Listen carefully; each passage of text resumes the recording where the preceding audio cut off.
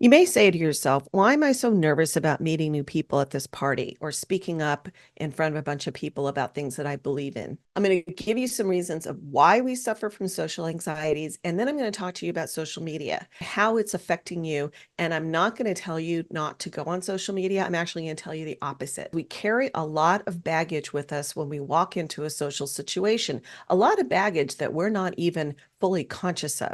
Hell is other people. People think it means that relationships are hellish or that people annoy me. But what he really meant is we see ourselves being judged in other people's eyes, and that to us can feel like hell. What all this baggage comes down to is a fear of not belonging and being left alone, being left out, and the fear of the loss of any personal power that you may have or that you may be striving to get. We have a tremendous need to belong. When your ancestors were surviving in primitive times, if they were alone, they were probably as good as dead. So anytime you put yourself out there, deep in your psyche, we all carry this hardwiring to belong, and you may mess that up by stepping forward and saying the wrong thing, or so it feels. So your social phobia is not 100% about you in that moment. You're actually carrying with you some of that phobia. The next piece of baggage that we're carrying with us is related to the first one. If we needed other people, we needed friendly other people. The us, the we, the people we know and love and support and care for us. The others are the ones who may have bad intentions, want to steal our stuff or take our partners. You may be internally calculating, is this person an us or a them? This makes sense that we want to figure out who's a friend or foe before we even get into a situation where they might be able to harm us. But this is also dangerous because in modern times, we've turned it into this next piece of very heavy baggage that we all carry around, whether we're aware of it or not. If what we're doing is trying to stay safe, a great way to stay safe is to become dominant over other people. This is called a caste system. It's an artificial system that is created that sets us apart, creating a dominant, powerful class versus a dominated class.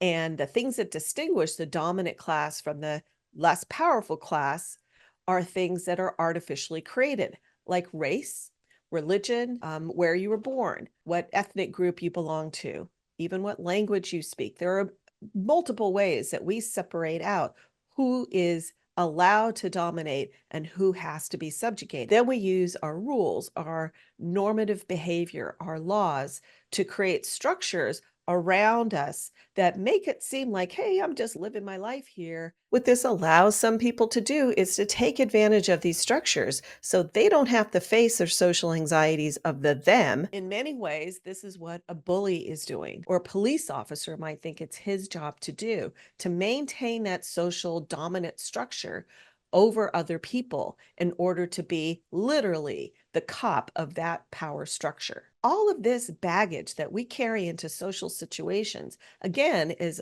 unconscious behind the scenes.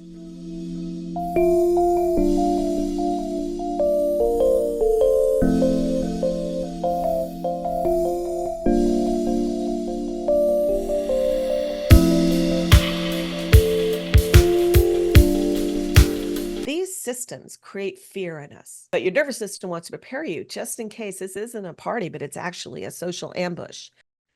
Now, what happens when we're afraid? If you've seen our video in this series on nervous systems, you know that when we feel threatened, often before we've even registered, automatically we get ready to respond. When you walk into a party without even thinking about it, you're bringing all this baggage with you. So you can see how any sensitive person would feel social anxiety when you're carrying these kind of internal feelings and messages within you. And now you've triggered your nervous system. Remember that your nervous system wants to fight. So you might get aggressive walking into the party feeling like, hey, I don't want to talk to anybody because you guys are all idiots. So you may immediately have a chip on your shoulder. You may want to run away and just say, I'm just not going to go to this party, or you come in and you leave immediately because it just isn't vibing. Number three, you might freeze up and just kind of stand there with your drink in your hand and not really talk to anybody and just kind of look around like, ooh, what am I going to do here? You might faint. Oh, you might go to a quiet little corner and now you're going to drink your drink and get, wasted, or you're going to take some substance. It's going to shut you down. You might even fall asleep. I've literally been to parties where people just shut down and fall asleep. Or you might try the fawn response, which is to go into the party and be super complimentary and try to please everyone and kind of show yourself off that, hey, I'm not going to be anyone who's going to threaten you at all. None of those are wrong. These are just things that you are doing, that you've built into your evolutionary genetic code that says you're going to stay safe. And I'm going to find ways to keep you safe by assessing the situation and figuring out what's the best response. And then you can develop your kind of go-to responses that you do in social situation. Nothing wrong with that, except that sometimes we want to actually have authentic relationships with other people. We want to have those connections. We don't want to feel socially anxious, and we don't want to be afraid. So what do we do? Okay, I'm going to give you the steps to start to get over social anxiety. The first thing you want to do is exactly what you're doing now. You're learning about these systems that we carry with us, and you're becoming aware of them. The next thing you're going to do is notice what is happening in your body. Are you starting to go into any of the nervous system responses? Do you feel a pit in your stomach? Do you feel like you're starting to breathe differently? Do you feel tense? Do you feel kind of out of it, like your brain's kind of not working on all cylinders? Any of these responses that you probably are very aware of that come up when you feel nervous. The next thing you're going to do is breathe. It is the number one way that I have learned how to calm my own social anxiety and anxiety in general, because I tend to get anxious. And that is to take control of my breathing. Breathing in through your nose and out slowly through your mouth. Now, what you've done is just informed your body, I got this. Your brain is telling your body, I'm going to take over right now. I'm not going to let you go all haywire on me. The next thing you want to do is move. You need to do something with your body because it has started to build up a lot of tension because it's getting ready to do something. And that could be a fight, it could be flight, it could be, just so move in a way that feels comfortable for you. For me, I tend to keep a lot of tension in my shoulders. So I'll do this. You might want to shake something off. Another thing that's really good is to tense up and then release it.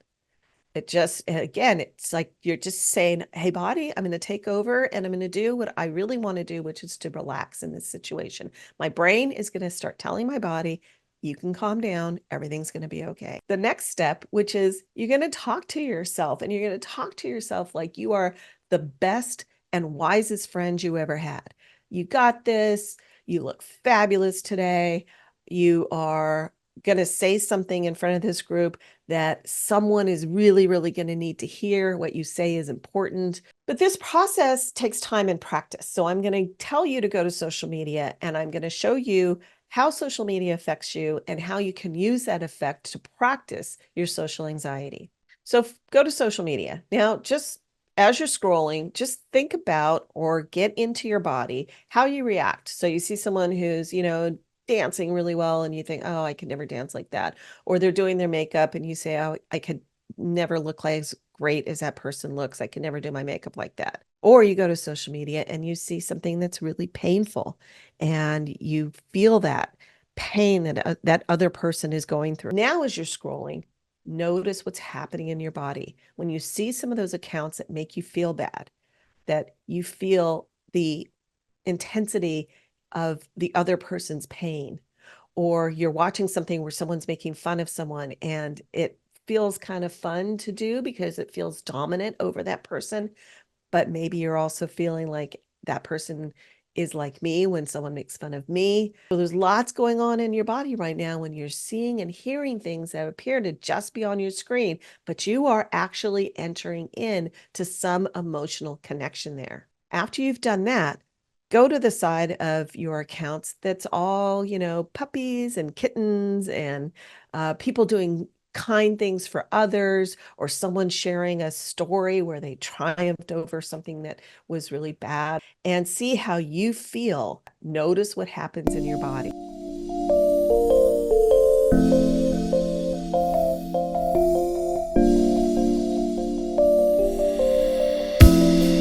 You have have power over your social connections. But you have to be the one to take the wheel, not to dominate over the other, but to be aware that most of us desire safety, connection, and acceptance. For those who seek power, bullying, and dominance, notice that too for what it is: an ingrained desire to feel safe, but using the wrong methods in order to get there. In the final video, I'm going to show you that all of the things I've talked about have something in common, and you're not going to like it. They are all things that you have little, if any, control over. You can't control our ancestors, their evolutionary patterns, the genes that you were given. You can't control your childhood, what happened to you there, and you can't control how other people are going to think about you. What we're going to do in the next module is I'm going to show you that there are things that you can control. All of us were dealt a hand of cards, and we're going to learn how you can play that hand to your advantage. And you're going to see that all the things that you do have control over are there for you to start managing. I hope you'll join me for the next module, the final one, and I hope you enjoy.